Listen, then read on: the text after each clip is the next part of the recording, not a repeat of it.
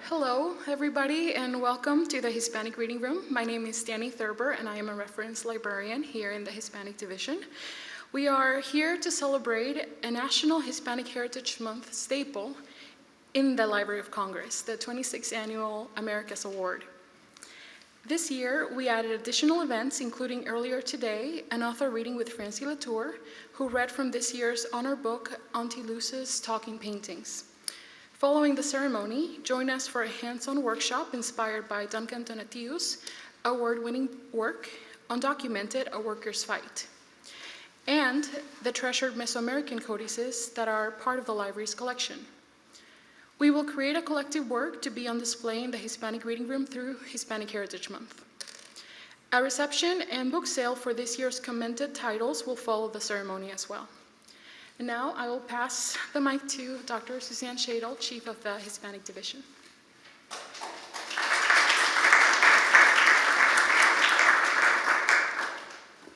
Welcome. I hope that that clapping was for Danny Thurber, so if you would just clap again for Danny.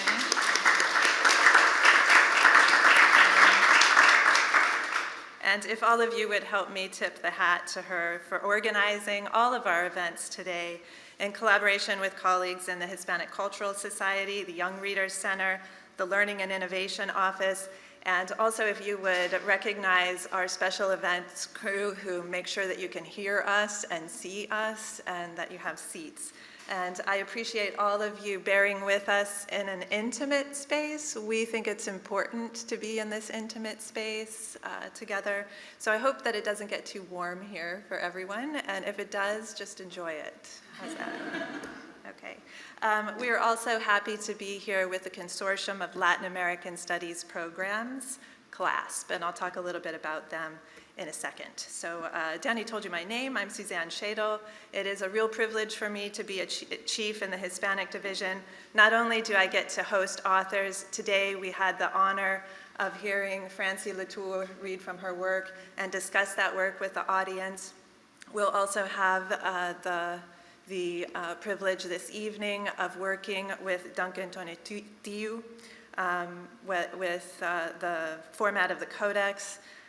We get to, Duncan's also an illustrator. We'd love to bring other illustrators here next year too, and educators, and to work to provide inspiration for learning and creating. And I hope everybody will stay with us after the award ceremony this evening in order to use the inspiration of books and the material that go into creating those books to create our own work. And I would be happy to show you other things around the room that we like to do the same kind of work with. I also have the pleasure of working with a team of excellent librarians and editors to engage people with materials on and from the Caribbean, Latin America, Spain, Portugal, the indigenous peoples in all of those regions, and also people with Spanish and Portuguese heritage that are all over the world, pretty much every continent.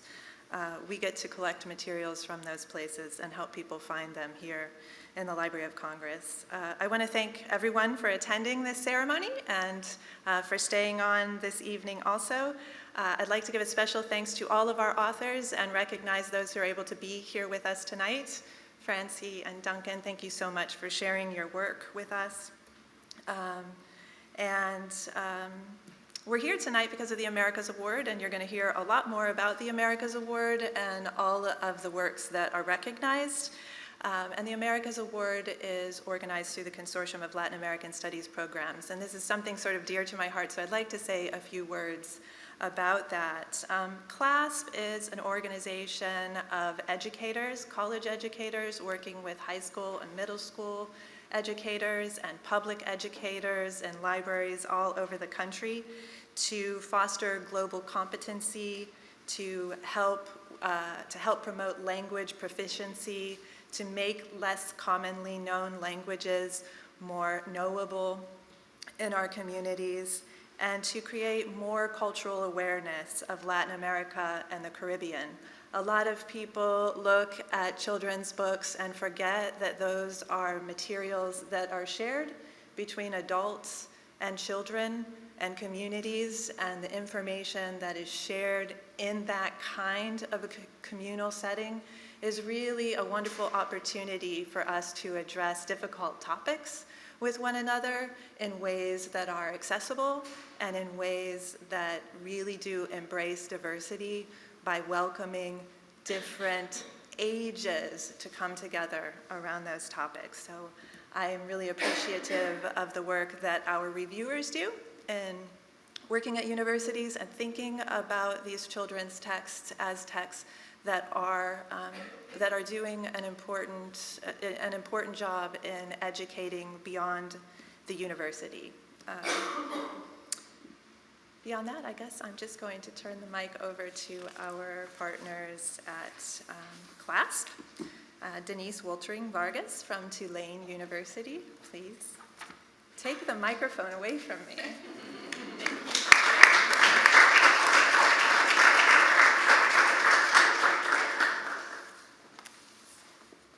Good evening. My name is Denise Woltering-Vargas. I am one of the coordinators of the Américas Award.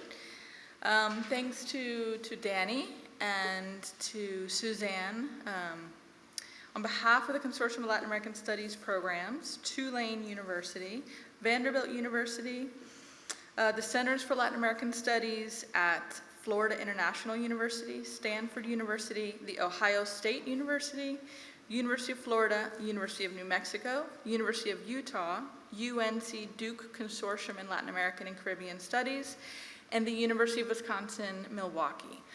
All of our centers help to put together the support, the funds to be able to provide this book award, so we appreciate their support and their sponsorship. This year, as you heard from Danny, is our 26th year of celebrating the Américas Award, which is pretty special. We're really very excited. The award was founded, I'd like to do a little history, I know it's in your program, but it was founded in 1993 by Associate Director Julie Klein, who's here with us. So thank you so much, Julie, for continuing to come and support the work that you began in '93. She is at the University of Wisconsin-Milwaukee, and since 2012, both Tulane and Vanderbilt have coordinated this award. We would come every fall to do a Hispanic heritage event with the Library of Congress. We would work with Georgette and Catalina and put together an award ceremony. This year we are so excited to be working this year with both Suzanne and Danny, who brought a very new perspective and a really great approach to engaging with our community and engaging here at the Library of Congress. We're very appreciative of the continued support and partnership of the Hispanic Division and the Library of Congress. Awards are given up to two books a year and are selected for their distinctive literary quality, cultural contextualization, exceptional integration of text, illustration and design, and potential for classroom use. The goal of this award is to link the Americas to reach beyond geographic borders, focusing instead on cultural heritages within the hemisphere. This year, we're very lucky to have 3 of our committee members here. This year, we have a committee comprised of teachers, faculty, and community across the country. We're very unique in having this collection of folks look and review books. We have Dr. David Campos at the University of the Incarnate Word here with us today. He is the chair of the 2019 Américas Award. Other committee members with us today are Connie Sharp from Nashville, CHRISTI Moraga from Connecticut, who was one of our original committee members back in '93. So thank you for being with us. We are missing a couple of our colleagues, Luciano Marzulli in Utah and Dr. Patricia Austin in Louisiana. In the fall, the books were submitted, and beginning in March, the committee gathers online via conference calls in a series of meetings to determine the winners, the honorable mentions, and the commended titles. These conversations are enlightening, insightful, and at times very spirited, and shows the passion that the committee members felt about the diverse cultures of Latin America that they represent. Both Colleen and I are extremely grateful for the hard work of the committee and the care they put into choosing this year's award winners, honorable mentions, and commended titles. I will now hand it over to the 2019 Américas Award Committee Chair, David.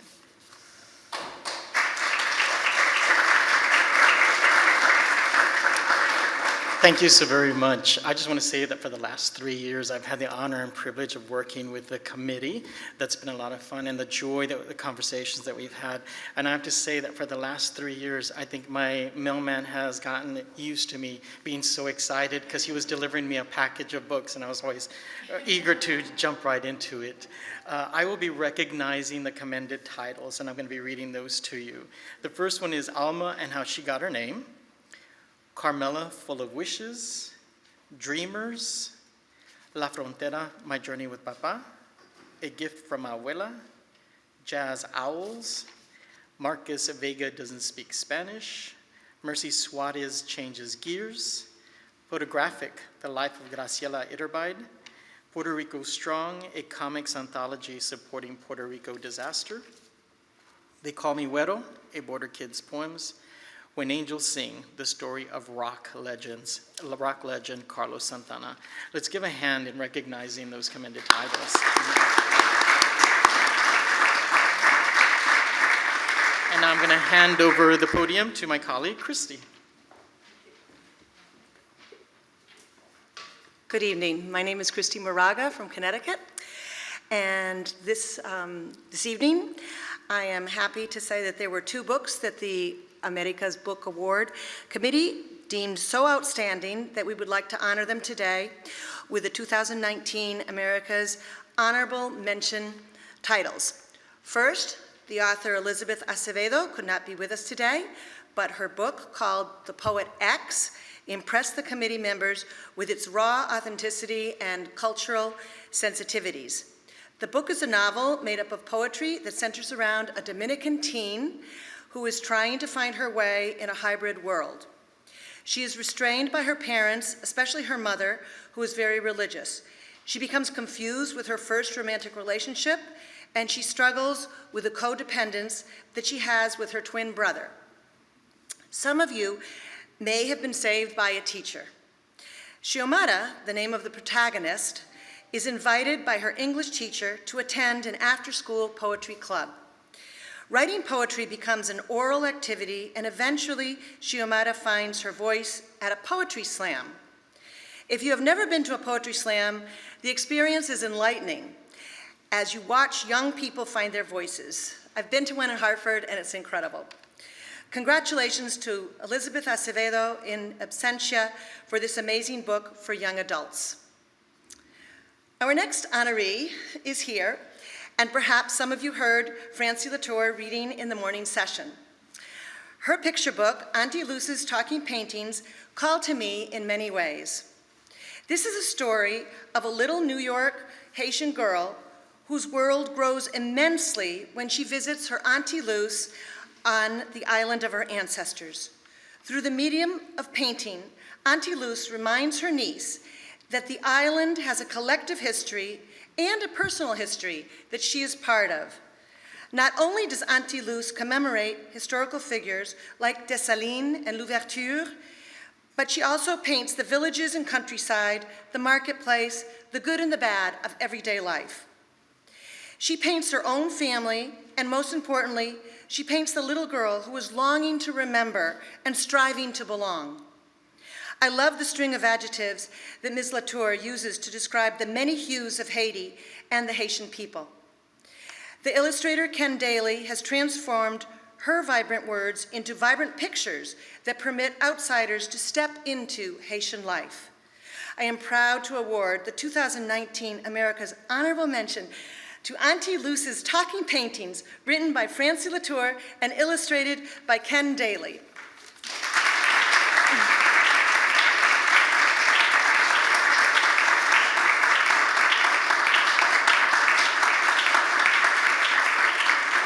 And now the amazing Francie LATOUR.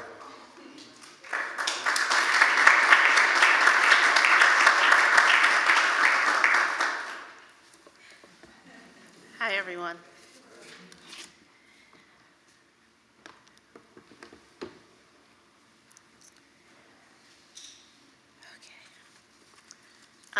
Thank you, Christy. You're welcome. I appreciate that introduction so much. Good afternoon, everyone. Good afternoon, everyone. Okay. It means a lot to be included in making community with you all in this gathering, in this moment, and in this particular way. So traditionally, when Haitians gather, or even greet each other, the greeter says, "Honneur," honor, and those who are gathered respond by saying, "Respect," respect. Should we try it? Okay. Honneur. Respect. Okay. That was beautiful. Okay. Auntie Luz's talking paintings stumbled into existence pretty accidentally over a number of years, so it's a little overwhelming to be here. And so know that the thanks that I am about to give comes from a very deep place. I want to thank the Consortium of Latin American Studies programs for recognizing this book and its story of Haitian culture, Haitian family, and Haitian history. In recognizing work that celebrates Caribbean as well as Latin American experience, the Américas Award honors the unity and the complexity of our shared history as descendants of West Africa, a powerful connection that extends across language, across faith, across foodways, across nations, across time. That makes this recognition extremely special to me. I want to thank the Hispanic Division of the Library of Congress, and especially Suzanne and Danny, for creating such a warm and welcoming and safe space for us all here today. I read recently that of the 12 or so million holdings in the division's Hispanic reading room, only about 2.5 million are books. Among the many other items is a collection of spoken word recordings by hundreds of poets and writers from across the Hispanic world and the Caribbean, including Haiti. And so we are surrounded by the keepers of our stories here, whose voices connect us and celebrate us through the written and spoken word. I want to take just a moment to thank the Librarian of Congress, Dr. Carla Hayden. As a Black woman, there is incredible meaning and power for me in being recognized here, inside the Thomas Jefferson Building, under the leadership of a librarian who is not only the first woman and the first Black woman to hold the post of Librarian of Congress, but also the product of two cities that have anchored Black communities for generations and have produced some of the US's most important leaders, visionaries, artists, and freedom fighters. Those would be Baltimore and Chicago. I want to thank the author and illustrator, Duncan TONATIUH, for being Duncan TONATIUH. I am a huge, huge fan. One of the things that was really hard about making Auntie Luz's talking paintings was figuring out how to tell important truths and how to tell them in a way that would make kids want to turn the page. All of Duncan's books do this effortlessly with his words and then with his own images. This is a superpower. And although I don't have any standing with the Américas Award Committee, I would urge them to consider awarding author, illustrator, book creators with a cape, in addition to the awards themselves. Speaking of illustrators, I want to thank the person who breathed stunning life into the words of this book, Ken Daly. Whenever I catch a glimpse of Auntie Luz's talking paintings in a bookstore, or I see stacks of them in a classroom visit, I think two things. The first is, I have got to be the luckiest first-time children's book writer in the history of first-time children's book writers, because I was matched with an illustrator whose heart is as authentic and beautiful as the world of Auntie Luz that he created.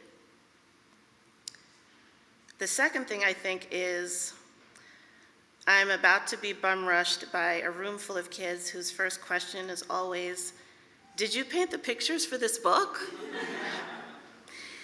And I have to disappoint them all again by telling them, no, I only wrote the words.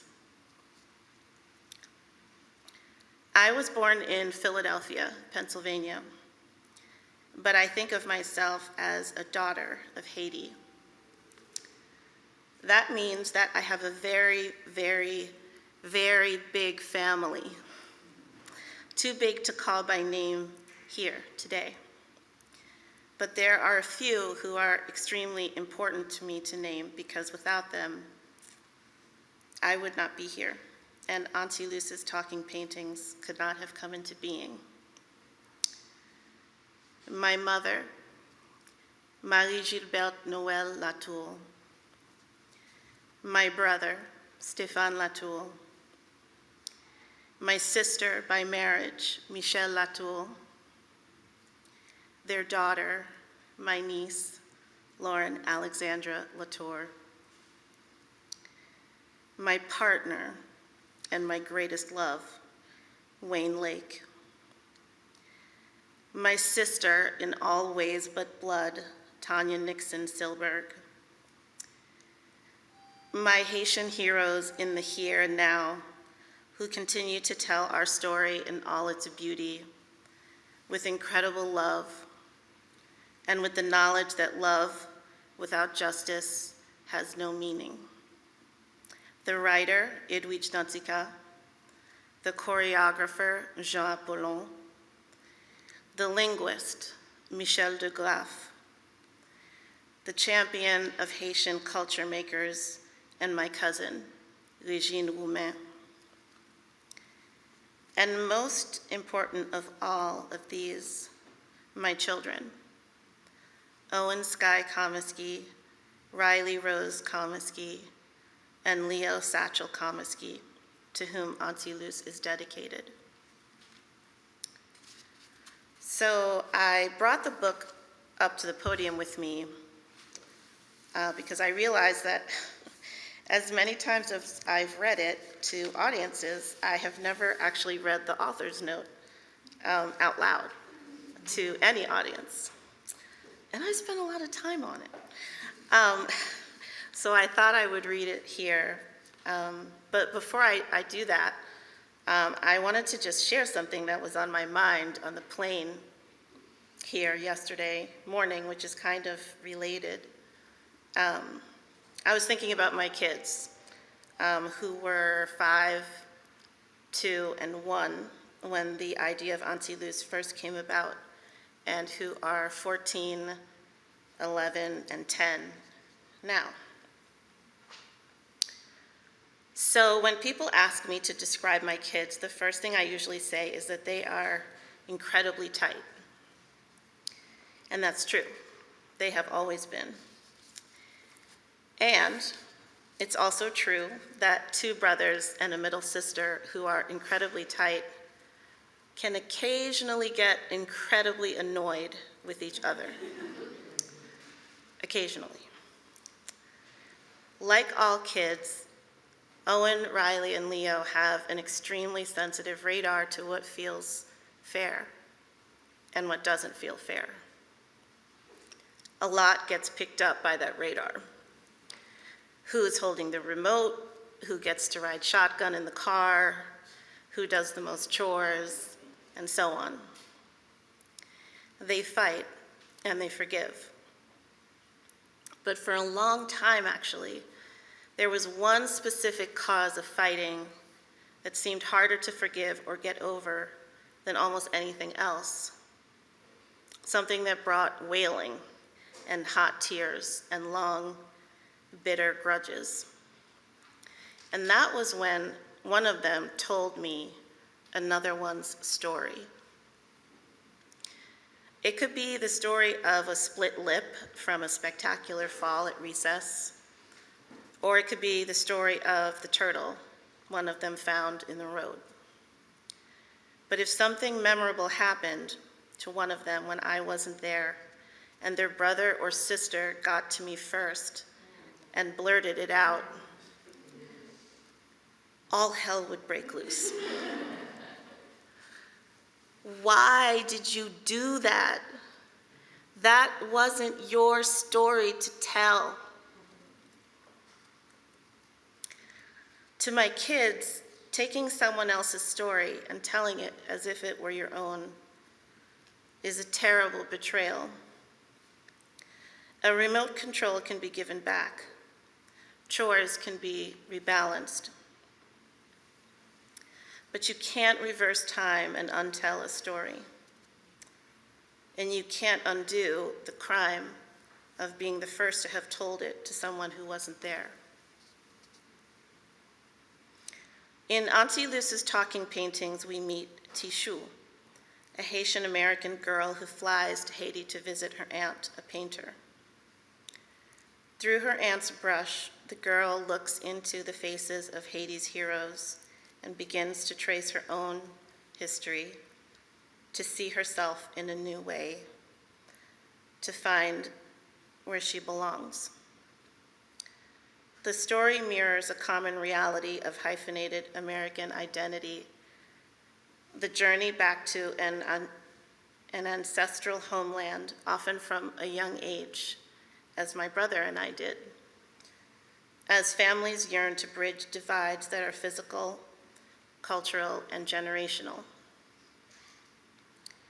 In this moment, here, today, stories like those recognized by the Américas Award carry a special urgency.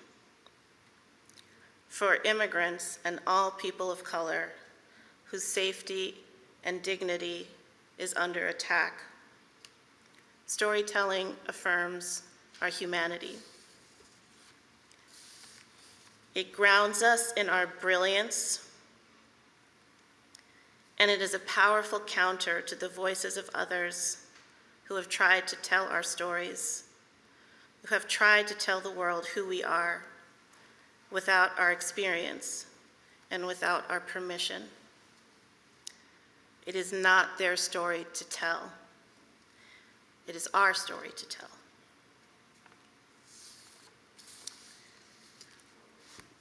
So I'll just read the author's note here. We all have birth stories. In my family, we tell them often. My brother, the miracle baby, born so early he wasn't expected to survive, much less to thrive at 6 feet tall.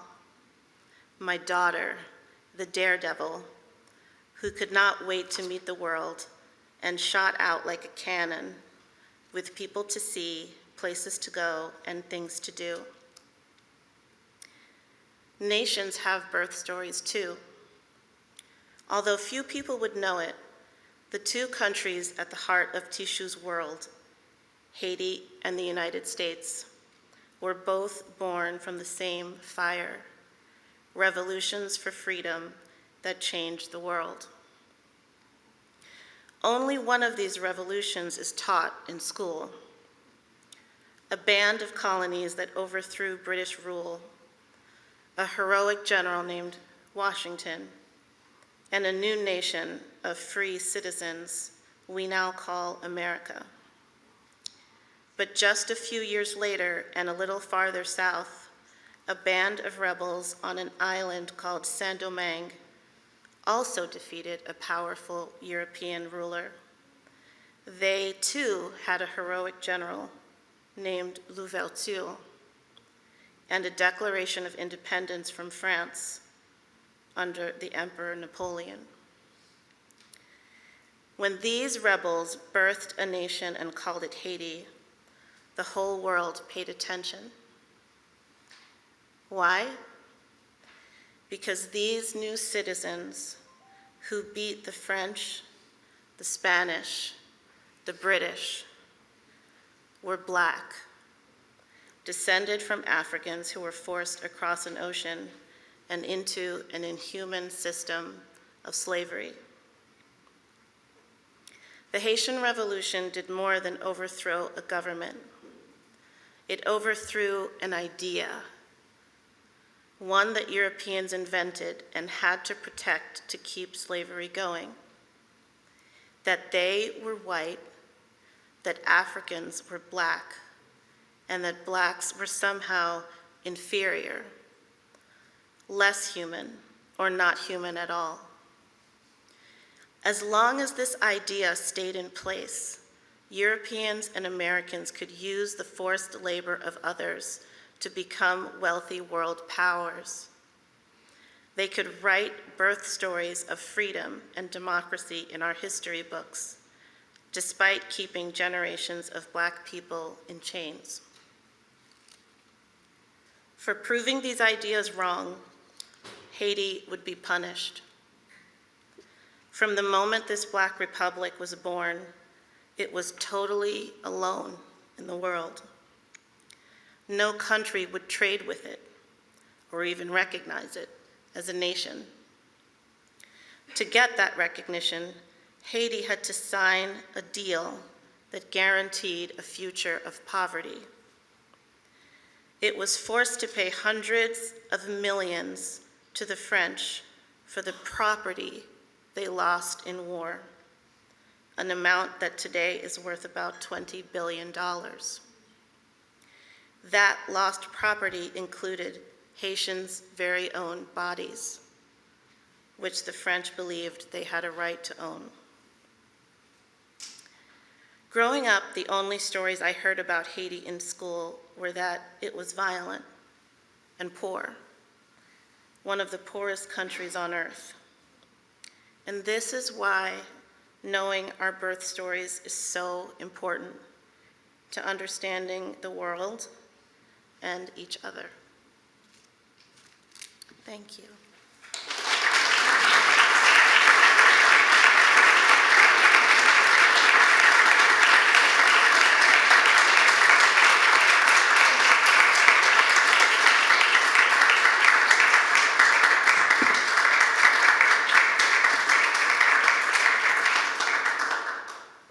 Good afternoon. My name is Connie Sharp, and I'm a district librarian with Metro Nashville Public Schools. I am honored to serve as a review committee member and excited to be with you today. It is my great pleasure to recognize the winners of the 2019 Américas Award. The first book I would like to recognize is Island Born, written by Junot Diaz and illustrated by Leo Espinoza. This heartwarming debut picture book captured our hearts as we learned the story of young Lola. Lola was given a class assignment to draw a picture of the country she was originally from. As her classmates became excited, she struggled to remember what her country was like. Through the experiences and stories of her family and neighbors, she took an extraordinary imaginative journey back to the island and is able to create a vivid picture of the culture she left behind. Although they were not able to be with us today, please join me in congratulating author Junot Diaz and illustrator Leo Espinoza for Island Born.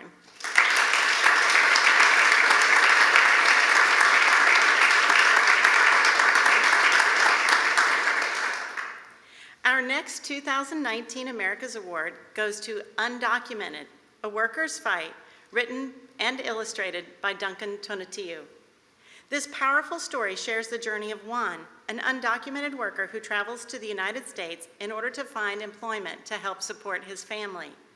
After finding a job in a restaurant, he faces unfair treatment, low wages, and the fear of exploitation. He works tirelessly for his rights and the rights of all in that same situation.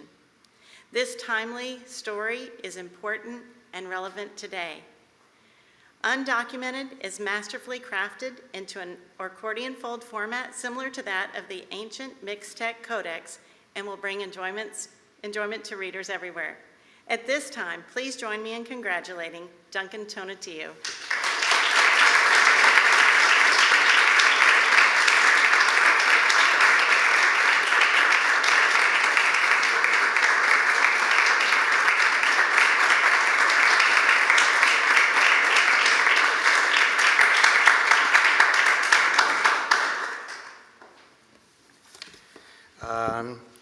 Good afternoon. Buenas tardes. Thank you everyone for having me here, for being here. It's very special to be here. I'm very happy for all the support, all the love towards my work, towards my book. I want to thank CLASP for supporting my books, for supporting my work. I think the Américas Award is a very special award. And one of the things that I want to say about the Américas Award is that they do a wonderful job creating a lot of educators' guides, a lot of resources so that teachers can use these books in the classroom. They create this wonderful commended list of books. So it's not only the books that win the award, but it's also other books that can serve in schools. And so if you're an educator, I definitely invite you to visit their website and to check out some of the resources that are there. They have created some amazing guides and resources for some of my books, but for many of the other books that have been honored by the award. And I think it's just a really wonderful thing and a really great resource. And I always try and, when I'm invited to talk to librarians or teachers, I always mention it to them because I think it's really wonderful. And I definitely want to thank my publisher, Abrams, who I've been working with the same editor for 10 years now, with Howard Reeves, and we had a very good relationship, and they've always been very supportive of my work there. The different people in the different departments, Pam, who did the design of the book, Jenny, and other people in marketing and sales who have just, have always been very welcoming towards me and have really helped the book succeed, get it out there so people see it.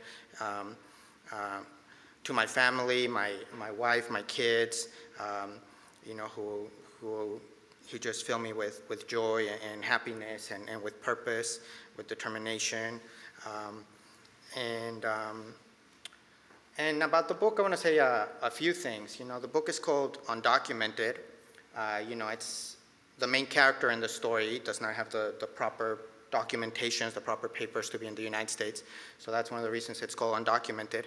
But I also thought it was a good title because the stories of working people, especially people in low-income jobs, are not often told. They're not often covered. It's not something that we discuss enough. So in that sense, I thought they're not documented. So I thought it was, you know, it's sort of like the opposite of a documentary. It's something that's undocumented. So that was another reason for calling the story that. At the end of the book, I have an author's note, and in it, I share different statistics. I think it's about, I think there's 8 million undocumented workers in the U.S., and so that makes it about 1 in every 20 workers in the U.S. is an undocumented person.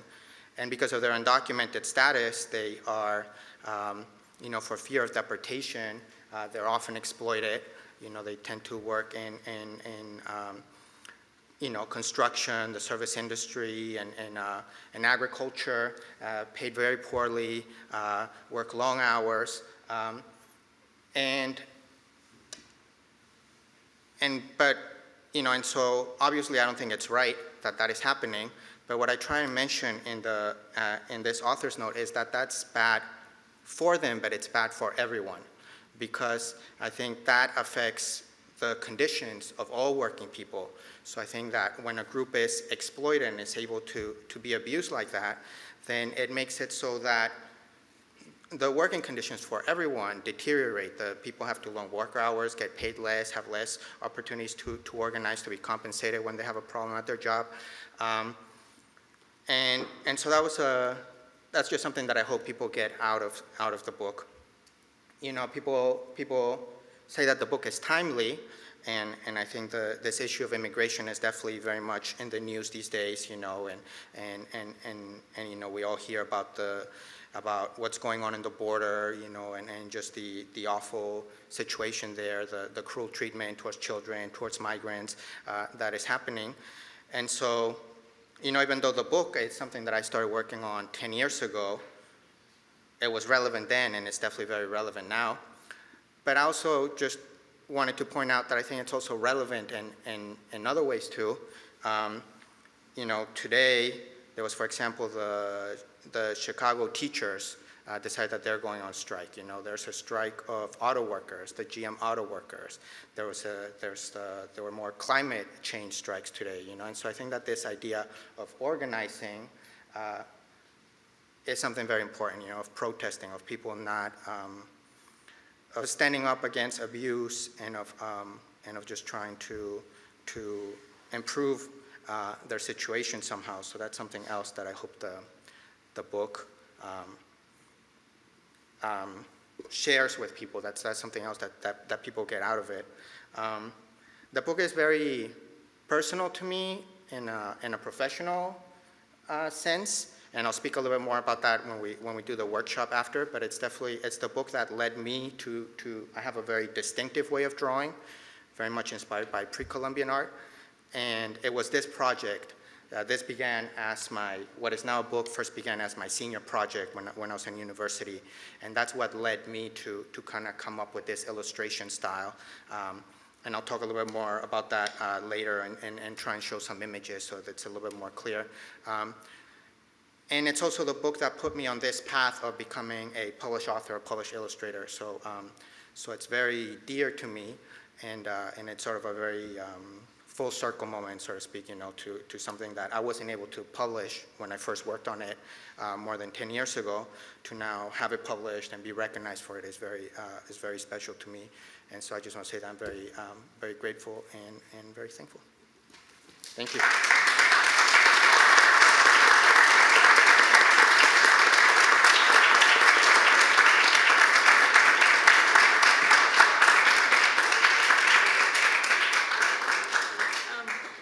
I'd like you to stay, and we're going to do our tradition of gifting a weaving, which represents the weaving of telling stories, the gift that you have, and we'd also like to have Francie come up. This is a tradition started by the founder of the award. These weavings are brought to us by Tulane University, has a Cachiquel Maya language scholar, a program, and she brings these each year for our Américas Award authors and illustrators. So we will be giving you each one of our weavings. So here, thank you so much.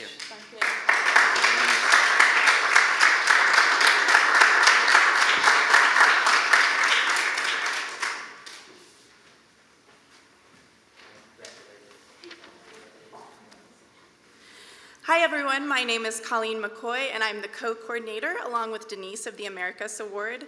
Just wanted to say thank you again to the Library of Congress, to Suzanne Shadle, Danny Thurber and the Hispanic Division, to the founder of the Américas Award, Julie Klein, and to all of the authors, illustrators, and publishers who submitted to this year's award. Thank you to the Consortium of Latin American Studies programs and to all of this year's sponsors. And thank you to the phenomenal review committee, with a special thanks to committee chair David Campos. This committee was incredibly meticulous and thoughtful during the entire review process, and we couldn't be more grateful to each of you. Now, as Duncan mentioned earlier, the Américas Award is not just a children's book award, but also represents a variety of resources for teachers and librarians. The class website, classprograms.org, which is listed in your program, holds a collection of open access resources for teachers, librarians, and outreach professionals. This includes educator guides to accompany recognized titles, as well as a comprehensive toolkit full of classroom activities, curriculum, ideas for workshops and events, and other suggestions for engaging with the Americas Award. Thank you all for coming, and we look forward to next year.